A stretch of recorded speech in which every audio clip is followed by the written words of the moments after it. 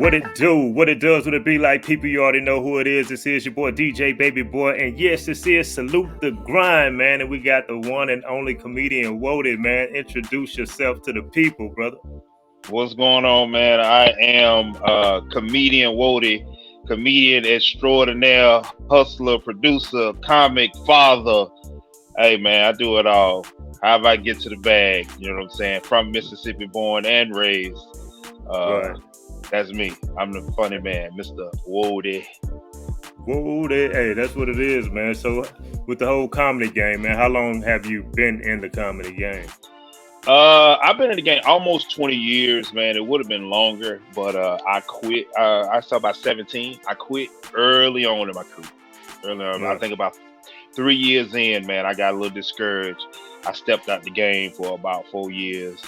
But you know, when something heavy on your heart, man, and you really love it, and you're supposed to be working in your gift, man, you know, it just, you know, I couldn't really sleep, you know, couldn't really, Right. I couldn't maneuver like the way I needed to maneuver until I got back in it. And once I got back in it, I felt like my life was at peace. You know what I mean? So yeah, probably about 17 years. I say 17. We'll go 17.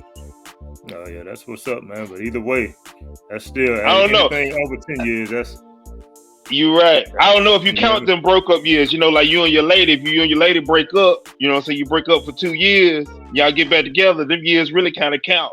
You know what I mean? Like y'all need it a ain't little time 8, off. it's 10. Yeah, you know what I mean. So it kind of work like that. You know. Oh, really? Hey, so tell me about like when you first felt like comedy was your thing. When did you first touch the stage to, you know, to just master it? Man, I first touched the stage in 2002. But comedy was never a thing for me. I never thought about doing comedy. It was never on my vision board. It was never, you know, in my mind, period, to do comedy. But I used to be a door-to-door salesman. And I traveled all over the world selling this cleaning product. And people used to tell me, like, hey, you should do comedy. So I kind of classify salespeople in 3 categories. You got that guerrilla salesperson, they're real aggressive with you. You got that finesseful salesperson, they got a good conversation game.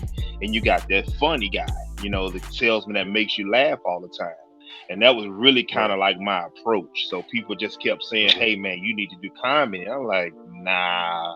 And I just kept hearing it. You know what I'm saying? But then I in 2002, I watched Bernie Mac on Kings of Comedy, and man, I was in the float, and then like a light bulb went off, like, bruh, this it, I'm finna go do it. You know what I mean? So I gave it a shot, man. You know, God bless the dead. You know, shout out to Bernie Mac, rest in peace. But my favorite comedian right there of all time. Right. But yeah, that's kind of how I got into it right there. You know. So your first time touching stage, how did it go, and how did it feel when you doing your first show? Man, it went good. Hey, look, I thought I was gonna be the next Richard Pryor. Man, look, you couldn't tell me nothing, bro. I didn't know nothing. But the first time I went on stage, it was phenomenal. I had no idea what I was doing. Actually, the first time I went on stage, man, quiet as kept, I got a standing ovation. I have a standing ovation. But again, I didn't know what I was doing. I was at the Tampa Improv, and I went in there and I was telling jokes. Some of the jokes were mine, some of them weren't. But I didn't know at the time, you know, that was frowned upon. I was just trying to kind of get the laughter, you know, but you learn as a newbie, you know, certain things, you gotta be original. You gotta have your own material. You know what I mean? You can't use other people's material, but you know, I jumped on stage. First joke I ever told, I thought it was corny. But I was in front of a white audience, and you know, white people comedy and black people comedy totally different. The stuff you can get away with in a white audience won't fly in our audience. You know what I mean? So, okay. Yeah, that's cool, man. That's cool just to hear that story how it went. But from that point to getting to a point where you just start saying, yo, I'm gonna start putting my own shows together and all that stuff. Was that the salesman in you that made you want to be the boss of everything, or how did that even transition to that? Actually, you know, just talking to some of the old OGs in the game. You know what I mean? Because you know, when you coming up through the comedy club rankings, like it's hard to get on stage if you don't have a name. if you're not putting, if you're not selling tickets and putting people in the club, it's hard to get your time on stage. So one of the OGs pulled me and another guy to the side, was like, listen, man, if y'all want to really do this and really be able to get work when you want to, start producing your own shows, find your own venues, produce your own talent, bring your own comedians, do your own promos. So that's kind of how that started. I think I produced my very first show in 2004 with this with a dude out of Kentucky. His name is Meech Dog. Very funny brother. We brought Tyler Craig. I don't know if you know who Tyler Craig is. You probably do if you follow. I'm sure I know him if I see his face. If you follow Comic View back in the day, the cat with the dreads, he was always seemed like he was drunk on stage, and he would end his jokes with, the moral of the story is that cat right there. So he passed away a few years ago. He passed away a few years ago, but he was the first show we ever produced, man, and that just kind of, where I caught the bug and like producing shows and kind of doing my own thing, providing my own lane. For sure. And did that lean kind of into that branding yourself? Can you tell the people about the importance of you choosing to start branding yourself in a way? Oh yeah, you do, because man, nobody's gonna brand yourself like you brand yourself. You know what I mean? Right. Like, I can go out there and I can promote BABIBOI and what you got going on in the radio show that you're doing, or I can go out, you know what I mean? I can promote Coca-Cola, or I can go out and promote Target, but I'm not gonna promote you the way you gonna promote you. You know what I mean? Right. It's just it's nothing against the next person. It's just you're gonna put more into yourself than the next person. Right. You know what I mean? And really, so that's people should. People should, but a lot of people don't. You know what I mean? It's like they might not have that confidence. So explain how you got that confidence within yourself to like, I'm gonna push me. I think, you know what? I think that came from the door-to-door sales. Because I don't have a fear. There's no fear in me when it comes to stuff like that. If you tell me no, you tell me no. And that's one thing I learned as a salesman, is that when somebody tell you no, that don't necessarily mean they don't want it or they not interested. That means show me more. I'm just saying no to what you got right now. Understand that means demonstrate me a little bit more, change my mind why. You know what I mean? So when people say no, I just continue to promote and I continue to work. Sometimes people, you in the entertainment business, and I know you done shows. Sometimes people say, hey bro, I'm coming.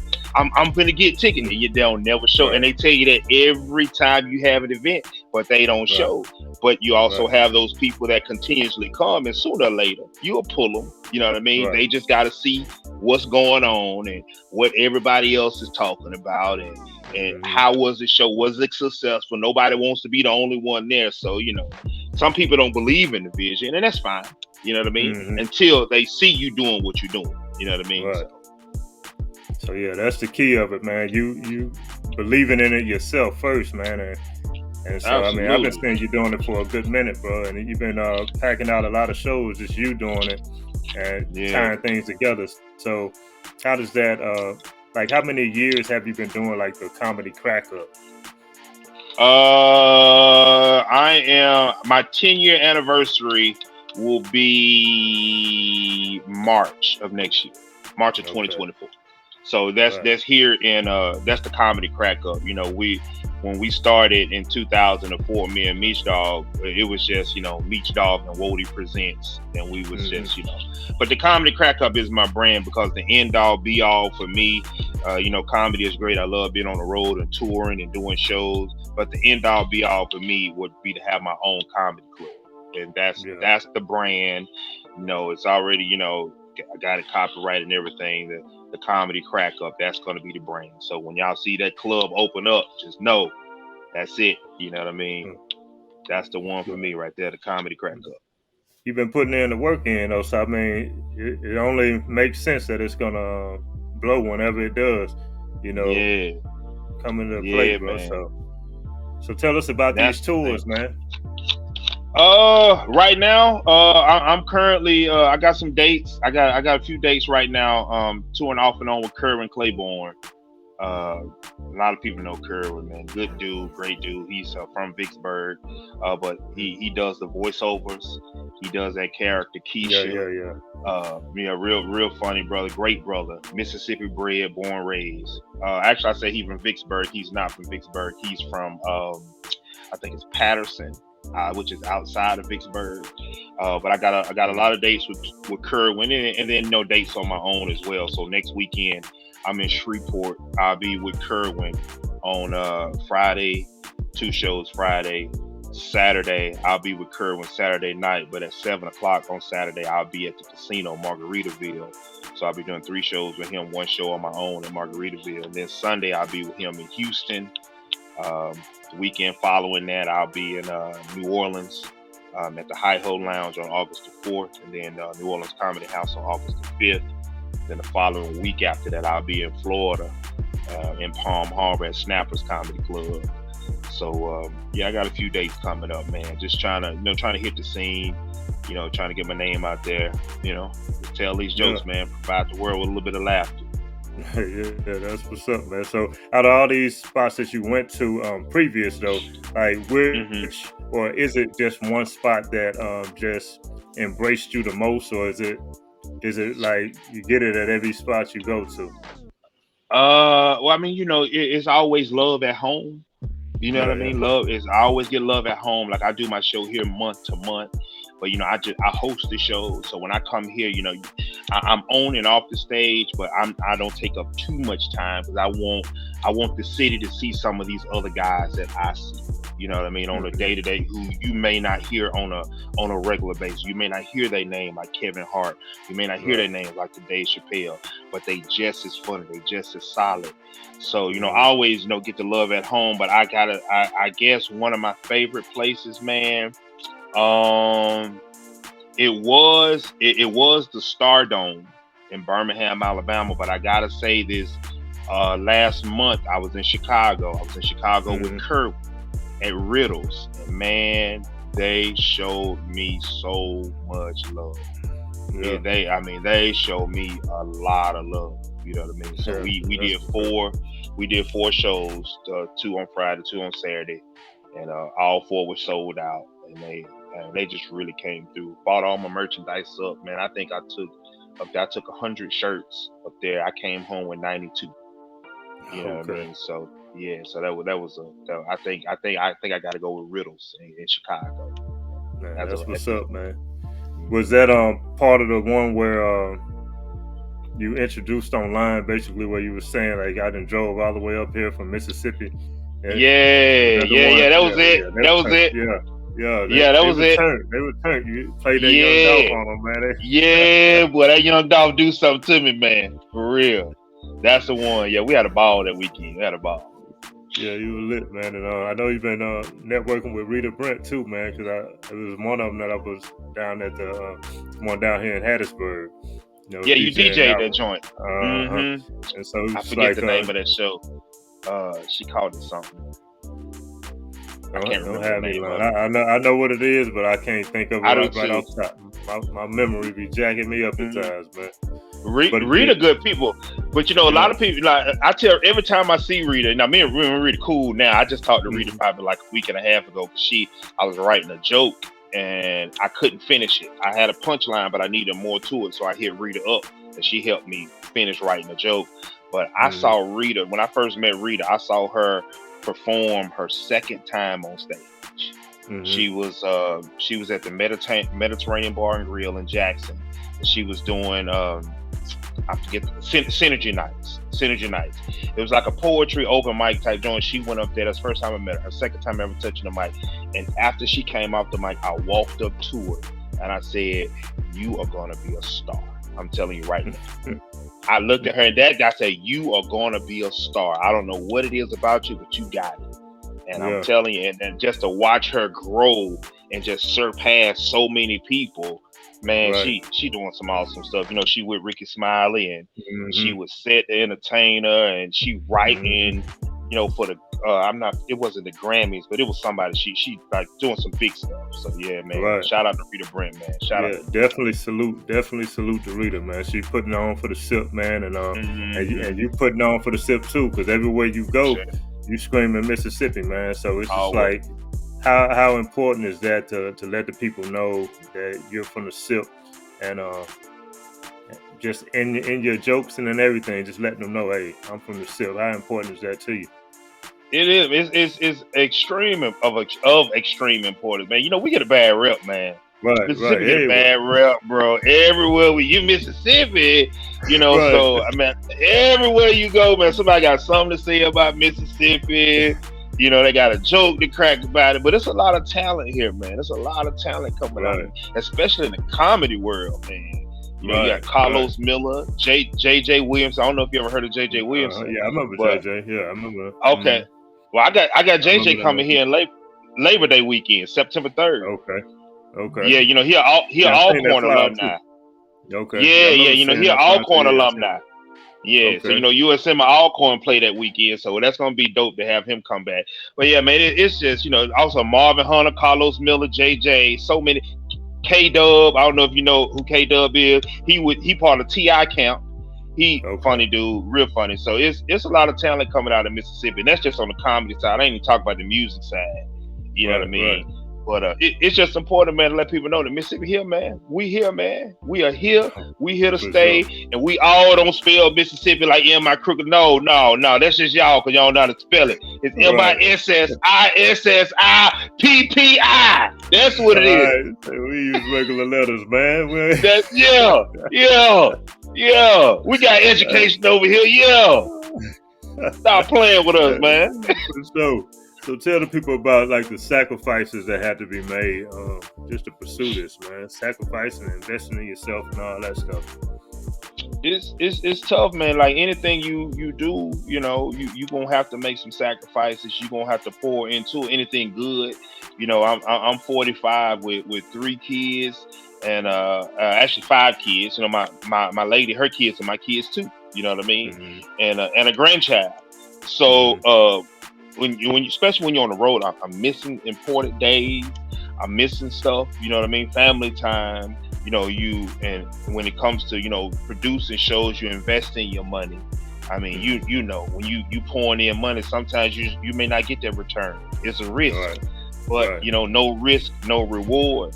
But anything you do, you want to excel in, man. You're gonna have to sacrifice something important, you know. And that's one of the things that I teach. You know, I coach youth football too. I coach over here in Oak Grove. And that's one of the things I teach these kids, man, is that if great is possible, then good is not enough. Why be good when you could be great? You know, why settle for mediocrity when you could be excellent? And in order to do that, there's gonna be some long days where you gotta, you know, on the football side, you gotta practice. You gotta be out there running drills, doing cones. Or if I'm talking about comedy, up 1, 2 o'clock in the morning, you know, writing jokes, but I gotta be at work at 6. You know, I'm up 2, 3 in the morning. You know, I still work a day job. I work for Xfinity, but I just told you about them tour dates. I'm gonna be in Houston. I got 2 shows in Houston next Sunday, but I gotta be right back at work at 11 o'clock. So what y'all think I gotta do? After I get off stage at 11 o'clock, I'm gonna get me 2 hours of sleep, 3 hours of sleep, jump on the road, head back, because I got, you know what I mean? So it's a lot you got to sacrifice, but you know, again, like I said, no risk, no reward. I'm a true believer that if I get out there and I do what I'm supposed to do and put my faith in God, trust God, Amen. You know what I mean? Amen. Everything is gonna come to fruition the way it's supposed to be. So matter of fact, this is one of the shirts that I sell at my shows. I got a joke where I talk about this whole situation about trusting God. You know what I mean? So you know, this is, you know, that's just what it takes, you know. It takes that sacrifice of blood, sweat, and tears. For sure. Definitely does, man. With all this grinding that you've been putting in, all these years you put in, so how did it feel when you first got your first headliner spot? I was nervous, bro. I was nervous, but it felt good, man. You know, to come off stage, I was super nervous. But even now, I still get nervous when I go on stage. That just, which is cool because that just lets me know I'm human. You know what I mean? But when I Right. get that first laughter, kind of all those nerves Mm. just go away. You know what I mean? But yeah, Yeah. that first time was pretty good. I was nervous. I didn't know what to do, man. I was scared, nervous. I wanted to drink. I wanted to smoke. I wanted to call my mom. I wanted to pray. I wanted to do all of it. Hey, it was rough, boy. I feel you, man. Boy, But, it was rough. hey, but you knocked it on out the park anyway. Once you got the laugh, Mm, it was like riding a no bike, man. doubt. From that point. Luckily for me, my first headlining gig was a packed out house. Okay. So and a lot of people don't know. Believe it or not, it's easier to make a lot of people laugh than it Hmm. is to make a few people laugh. Oh yeah. So I've done shows. The smallest show I've ever done was 4 people in the Yeah. audience. That is Yeah. difficult. That is Yeah, difficult man. because when you go to a comedy show, nobody, for one, everybody be on edge because nobody wants to sit in the front. They feel like they're gonna get Hmm. picked on. Nobody wants to be Hmm. the only one laughing, so people can be a little bit more reserved, and that's how it is at the smaller shows. So, Yeah. but luckily for my first show, when I headline, I think it was about 250, 300 people in the audience. So Yeah. that was a little bit easier for me. They were dialed in. It was at a comedy club, locked in. So it went pretty well. So it gave me the confidence I needed to kind of keep going, go to that next level. Yeah, that's what's up, man. So I know you're a big fan of Coach Prime, man. So when you met him for the first time, man, Hmm. explain. Hmm. I know, like your Facebook page is an open book anyway, man. So you know what I mean. Hmm. I know you explained it Hmm. there, but explain it here too, man, about Bruh. the whole thing. I am a coach. I am a Deion Sanders fanatic. Hands down, when I was in high school, I used to dress like him. I used to dance like him. My first tattoo was right here. It had 21 with prime Okay. time going through the middle of it. I was 19 years, 18. I was still 18, freshman in college. And man, I'm a big Deion Sanders fan, bro. Huge. So, and that was my first time meeting him. So, me being able to meet him, I mean, I'm Yeah. grown now, and sometimes as me, we're like, I'm a man. He a man too, but really, at the end, Right. I was like, that's prime. Why Right. that Right. Dion? I'm like, why you Dion? Why? But it was cool, man. Buddy, he a good dude, man. Down to earth, real cool. He took pictures with us. Talked to us. Took us in there. Let us come to the party where he was, man. Great dude, man. Good energy. So it was cool, man. It was cool. And like, I don't know if you saw my Facebook, if you looked under the comments, a lot of people from home was like, boy, you got to meet your idol. Boy, you Yeah. got to see, you finally got to, they know. They know, man. I used to get off if I scored a touchdown or got an interception or made a big play, I would come to the sideline and I would do the dance. I would dance. Yeah, man. So I I was a Dion fan, brother. That's Still what is, it is, actually. man. Hey, that's what it is, though. So it's good that you was Definitely. able to meet. So did Oh, comedy absolutely. bring you to that point? So comedy got It you there did. to meet your idol. So It it's did. like you So walking in your purpose. matter of fact, yeah, Kerwin's manager is a good friend of mine, and he also helped me. Elton Pope for Carpe Diem Management. He helped me to get started here with the shows in Hattiesburg. So Kerwin was doing the show over there. They called me and asked me to host it. Initially, when I got there, they was like, "Hey, we're gonna switch up the order. We're just gonna let you perform." Kerwin hosted the show. I was on it. Ashima Franklin and Justin Whitehead. Matter of fact, I just had Justin Whitehead in Hattiesburg last weekend. So yeah, comedy, man. Like, comedy has really opened up some doors. So yeah, it's cool. A lot of So fun. explain to the people about Team WHODI. You know what I mean, like, and the importance of team in Mm. such a field such as that, man. Explain that to the people. So Team WHODI is basically is the brand. Hmm. And if you are part of Team WHODI, that's just somebody that supports what I got going on. Anything that I got going on, dealing with comedy, we Team WHODI. That started out. My sister came up with that some years ago when we first, started producing the shows in Mississippi. Team Hmm. WHODI, and that's everybody that was around me helping me. They would wear the shirts that say Team WHODI.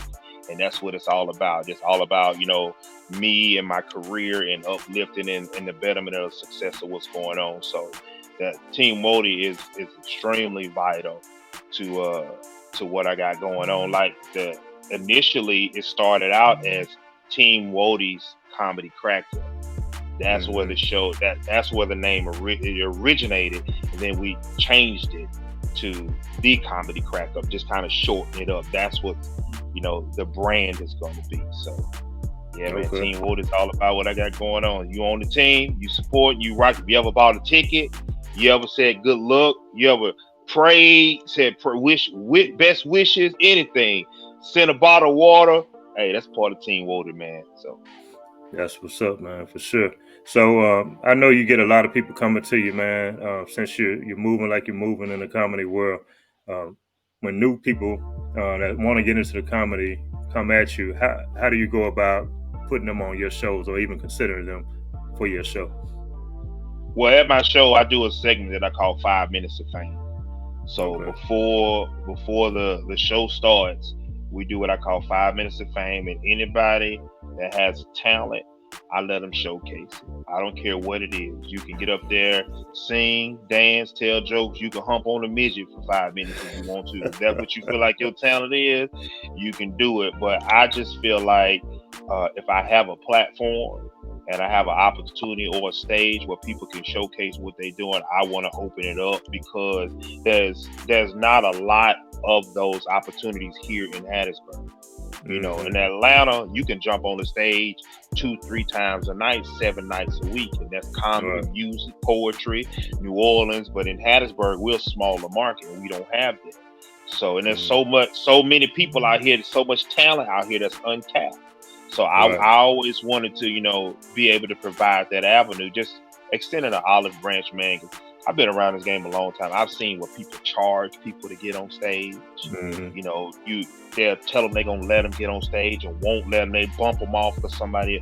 And I just never wanted to be that person, because you don't know who you saying no to. I always wanted to put myself in a position that if I give you the opportunity and you kill it, or it help you start your career, you might be the next Eddie Murphy. I always wanted to be a guy to be able to say, hey, man, when I started, that dude WHODI, he gave me an opportunity. I never wanted to be the guy to be like, yeah, man, he was hating on me. He didn't want to. Nah, man. You know what I mean? I want you to thrive. You know what I mean? I would love to be a part of that. If that's what's in the cards for you, if that's what God got, the blessings God got for you, I want to be a part of it. Say, hey, man, I gave that dude a shot when he first started. That's how they come out. Man, salute that, man, for sure. Yeah, definitely salute that, bro. And just kind of spinning off that a little bit, people always saying how hard it is to make it out of Mississippi, so or make it while in Mississippi. And you've been making noise while in Mississippi. So what do you got to say to the critics for that? I don't care if you're in Mississippi, if you're in Atlanta, if you're in LA, if you're in Houston, it's gonna be hard anywhere, man. You just gotta put your mind to it and go to work. You know what I mean? Hard work beat talent when talent don't work hard. And that's just what it is. You just got to go and you put your nose to the grindstone and get it, man. Sometimes, again, that goes back to sacrifice. You might have to sacrifice going out with the homies. You might have to sacrifice this vacation. You know what I mean? You might have to sacrifice, these days off or getting some sleep or some rest in order to catapult you to that next level. And however that look, whether it's leaving Mississippi, in Mississippi, or leaving Dallas, or wherever you may be, if you want to get to the next level, you're going to have to sacrifice something. You're just going to have to work for it, man. That's just what it is. Just put that work in. Don't let nobody tell you can't do it. Amen. So with that being said, I'm telling you, salute your grind, brother. You've been putting it in, man. I appreciate everything you've done and everything you're doing and everything that's coming, man. So you can just tell the people how to contact you, and you can give any upcoming shows and give any shout outs, man. No doubt, man. Everything is Comedian WHODI. That's WHODI. Just type, even on Facebook. Facebook is my government name, but if you type in Comedian WHODI, that'll pop up. WHODI, Facebook, Instagram, Twitter, TikTok, YouTube, Comedian WHODI. I got what next weekend, like I said, we're in July, right? Yeah, July 21st and 22nd. You can find me in Shreveport. July 23rd, I'll be in Houston. August 4th and 5th, I'll be in New Orleans. August 8th through 10th, I'm in Orlando. Then August 11th through 12th, I'm in Palm Harbor, Florida. I got some other stuff coming up after that, but can't think about it right now. And but Hattiesburg, September 3rd, man, Labor Day weekend. Every year I do an annual all-white comedy show. This is the 9th annual all-white comedy show. It is big. It's awesome. We have a ball. People ain't got to work on Monday, so we do it on a Sunday. Labor Day falls on Monday, September 4th. So it's going to be a big weekend anyway. USM and Alcorn play their football season opener that weekend.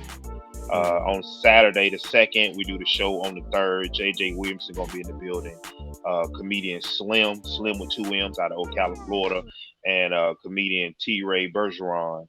He's from Taylorsville, Mississippi, matter of fact. So and DJ CQ is my guy on the ones and twos. He's been with me for a long time.